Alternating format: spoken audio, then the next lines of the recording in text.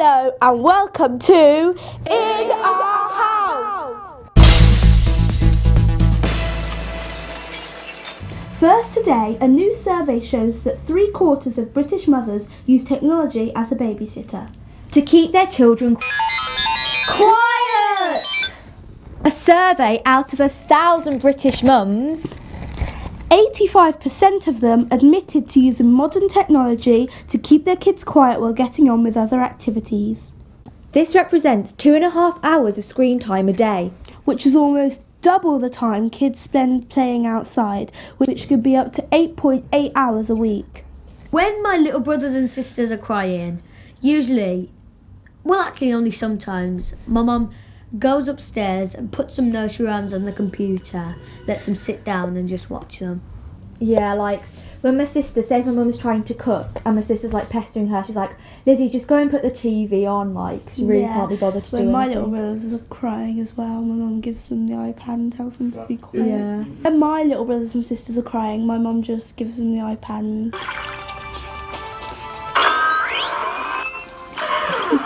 Now, do you think we turn off the show? No! Yes! Alright then. Now, time for this.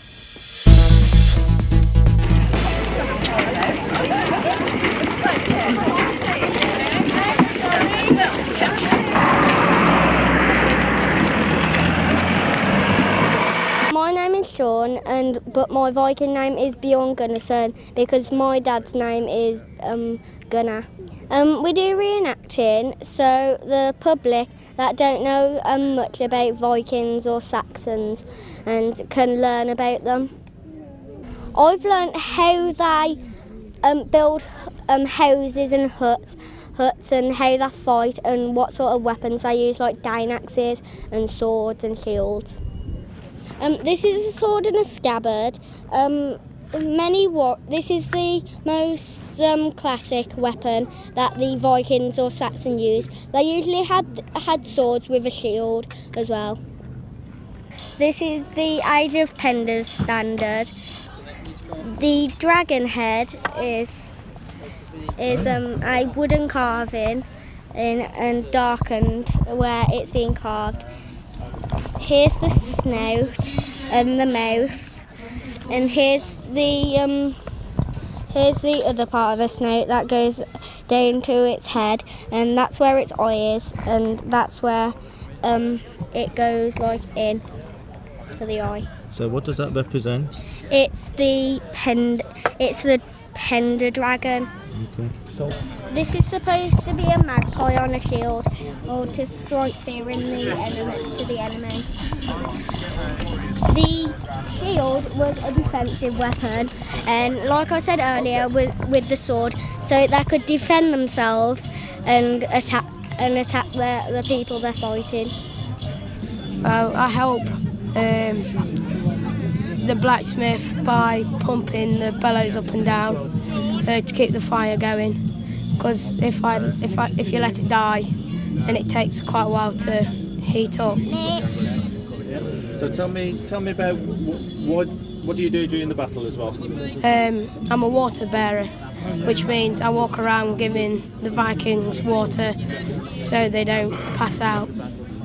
This is an Anglo-Saxon helmet, and it's got the nose guard to protect your nose, and these parts to protect the side of your face.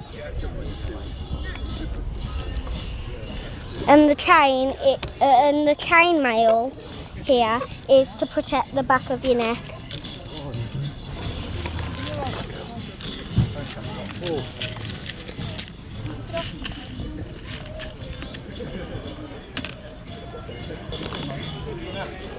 The nose piece protects you, a bit of your face and your upper lip.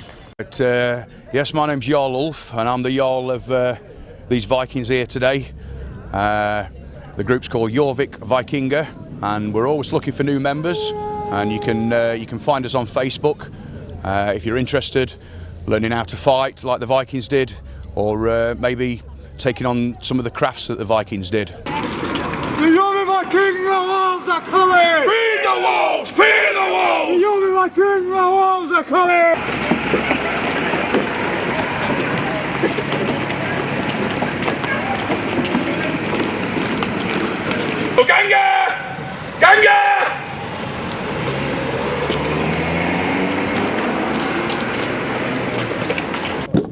Vikings into the field.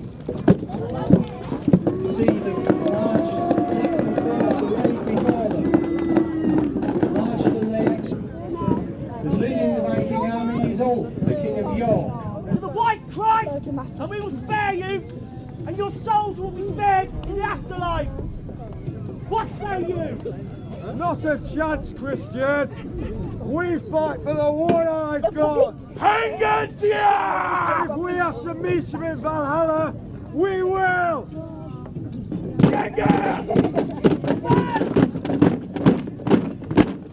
Vikings advance and the Saxons advance to meet them.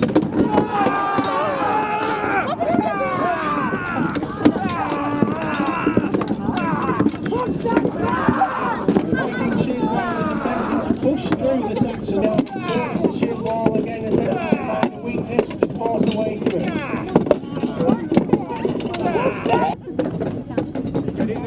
Now it's the turn of the Saxons to attack the weakened Viking army. We want the Saxons. The battle here, the army numbers. It's King Ulf there at the front, fighting with his best men, but still drawing back.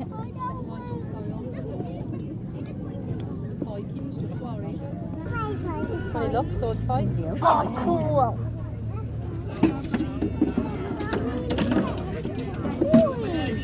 Whoever wins this, I'm on their team. Oh, I think the gods are expressing their opinions. Yes! Keep it.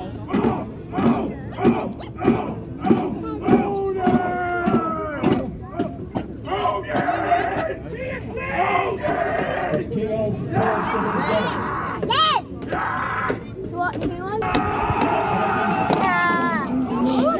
Oh, man!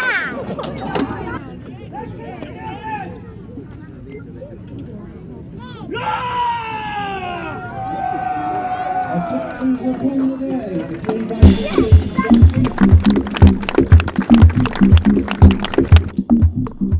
Regular viewers will know that we have been following Joe Fraser, GB gymnast, in his gymnastics. Here he is in the GMAC.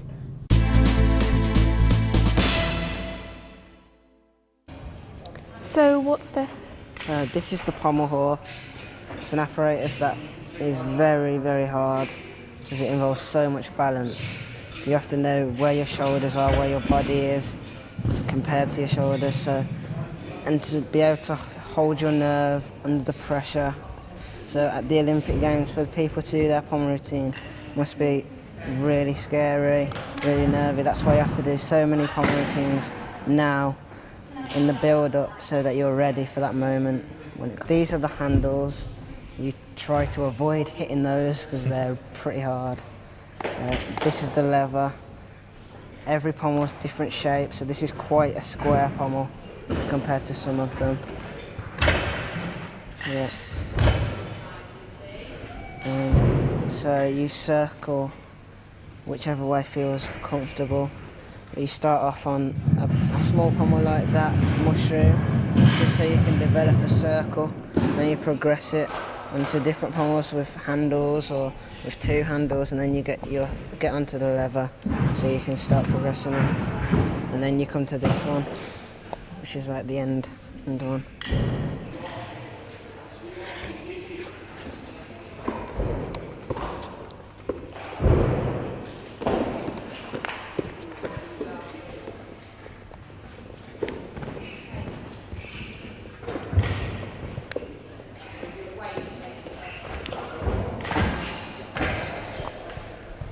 Use the chalk and sometimes use some spit.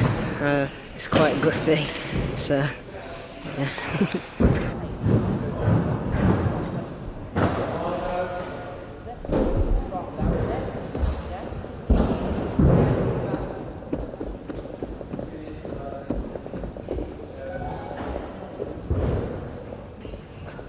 But you do get used to it because you have to train so many hours every week. It makes your muscles stronger so you can do harder skills, but it is tough. You have to be mentally prepared to put the work in, otherwise it's not going to be the sport for you.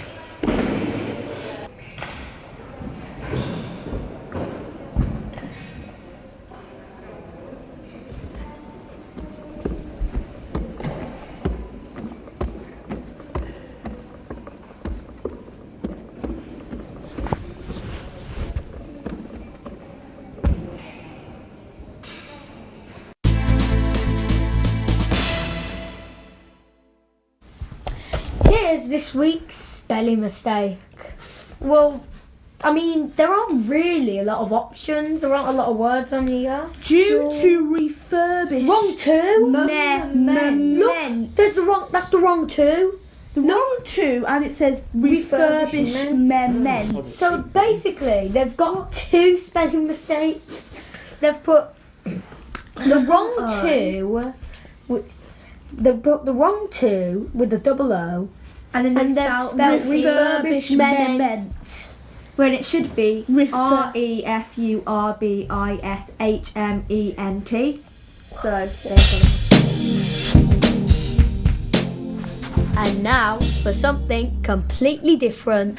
this is a picture of a statue of a man in Munich in Germany. Nobody's really sure what the man is supposed to represent. Well, he definitely stands out because he's 56 feet tall. Wow. He was made in sections in California, then taken to Munich. It's been there for 10 years. It's a very big tourist attraction, but nobody really knows why it's there.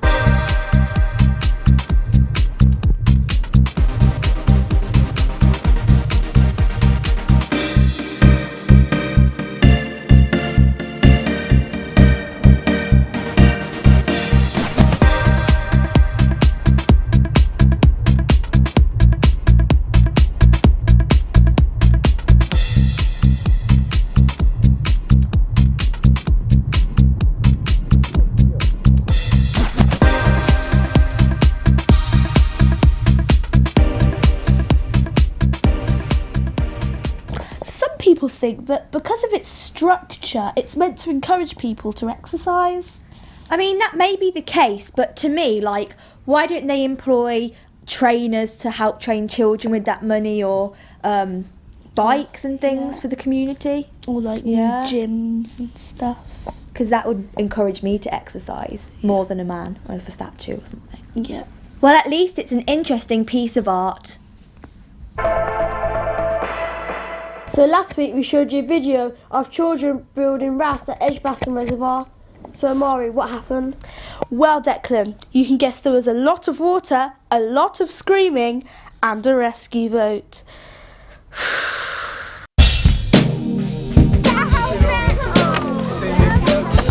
I think it's gonna sink.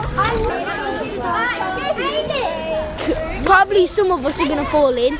I hope we float, not sink. Has everyone got a helmet? We're gonna fall off.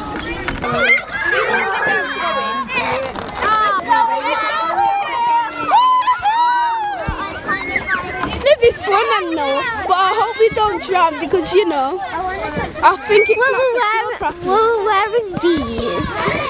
All the way down. Stop!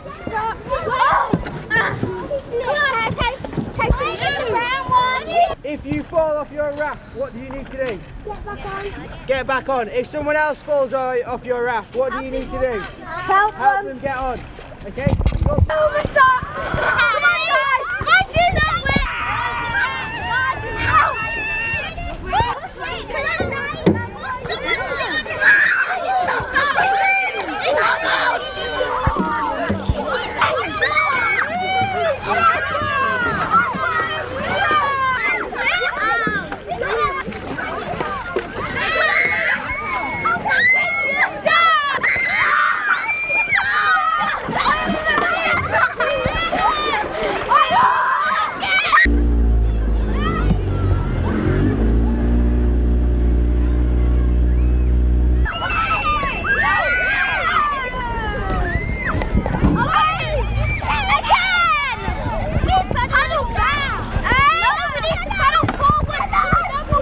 Guys, paddle goes in at the front of the raft, pull it out at the back, like you're scooping ice cream.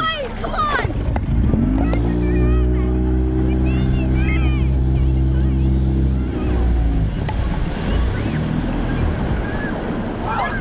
Guys, on this raft, paddle backwards away from the walls.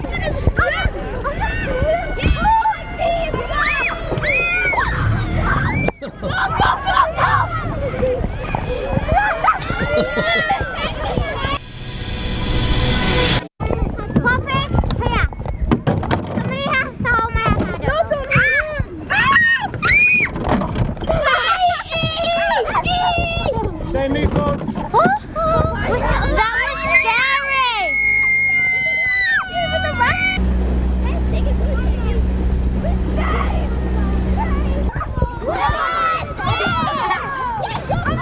Okay, pick them up.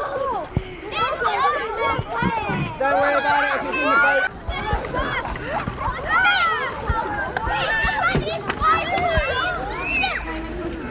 How many water? It's getting in my shoes! It was cold! Never do it, it's cold! It was freezing and I fell in about 5 times and I think I'm out of frostbite. That was really good. Like, It's really cold and I'm never going in there again. I bet you will. No, I fell in. My paddle's all the way down there, fell in, and I couldn't even reach the floor. And you suck came off. Yes. I almost drowned, but the safety thing, this helped me. Would you do it again? Yeah. Yeah? What do you think? It was good because Athena somebody, like, I don't remember, but they fell off the boat and it broke. The boat broke out.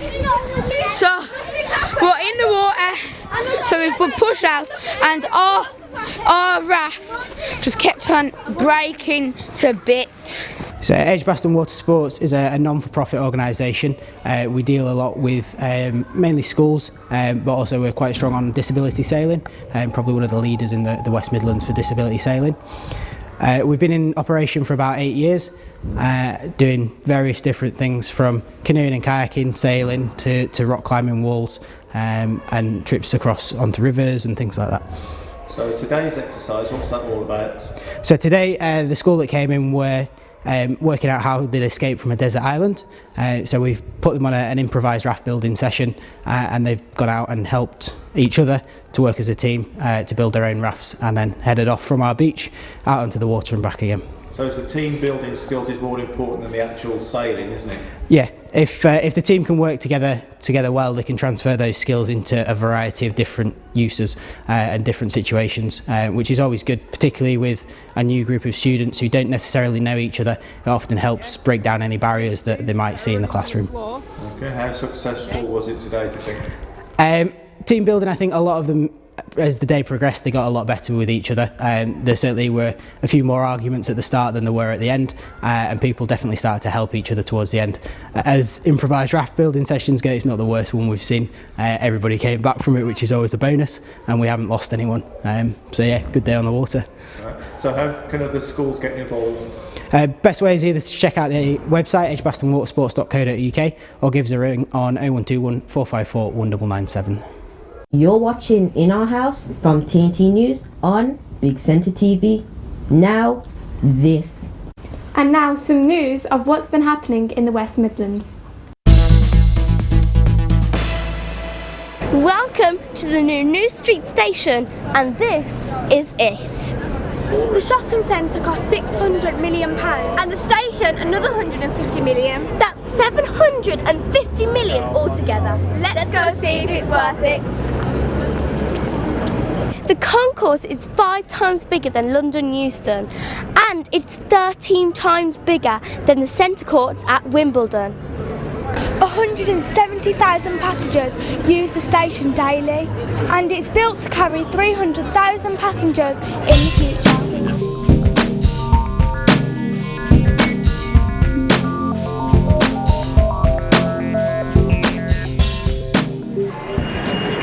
So the press reported that it's got the largest glass arched roof in the world. It took nearly 7 years to build and it cost £500,000. You're right, we're not talking about this one, which cost £750 million. We're talking about the original, which opened in 1854.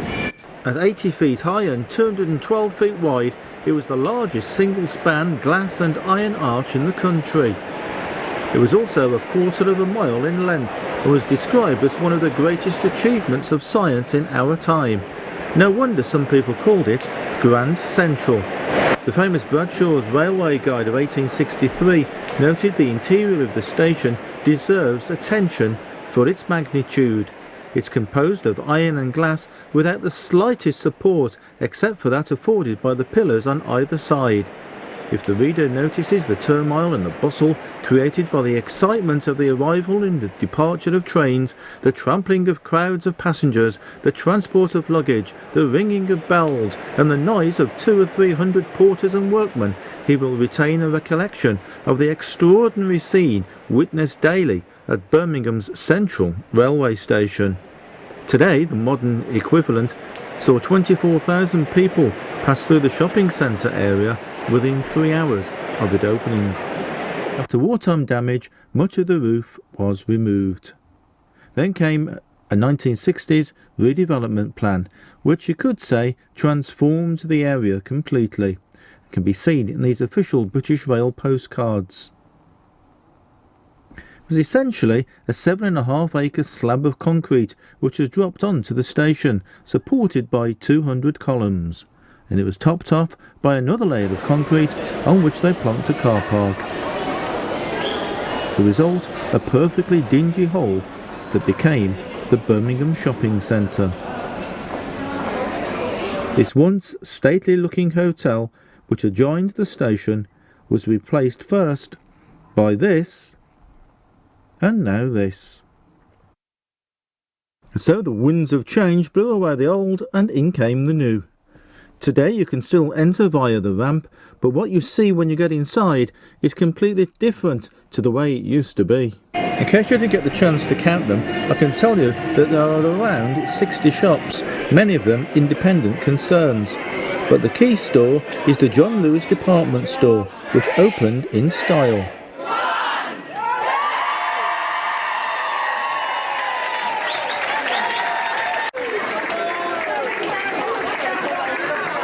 Now, it just so happens that we've come across a group of school children here on the opening day of the station. So which school are you from? The Abbey.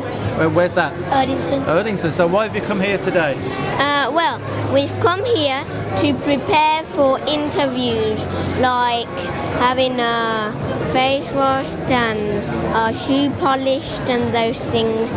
And we come from the Abbey Catholic Primary School in Erdington, and I'd like to share a very interesting fact of this station, that there are 36 escalators. We're here on the opening day of this fantastic station. It's going to be here for years to come, and so when you're old and grey, you'll be able to say, I was here on the day it opened. So what's it like to be here today?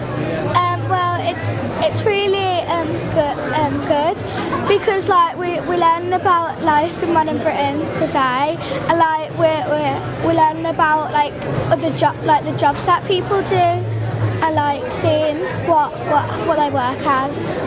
Yeah, I think it's very modern, and we've done a fact sheet, and did you know that 8,000 stainless steel pans are used in John Lewis? I think it is a very nice building, and it's a very good experience to be here, and all of us have really enjoyed ourselves today. What about the architecture of the building? Do you like it? Yeah, I think it's very nice. 60% of the water used on the roof, that when you flush the toilet, 60% of it will be rainwater. Yeah, I really like how there's loads of shops and all the detail around. Okay, so what's the best thing to think? I like all the shops and how they're giving things like balloons and lollipops. Train arrives or departs the station every 37 seconds. Children from the Abbey then, do you like the place? Yeah! Well, that's it for this edition of In Our House. Goodbye and thanks for watching.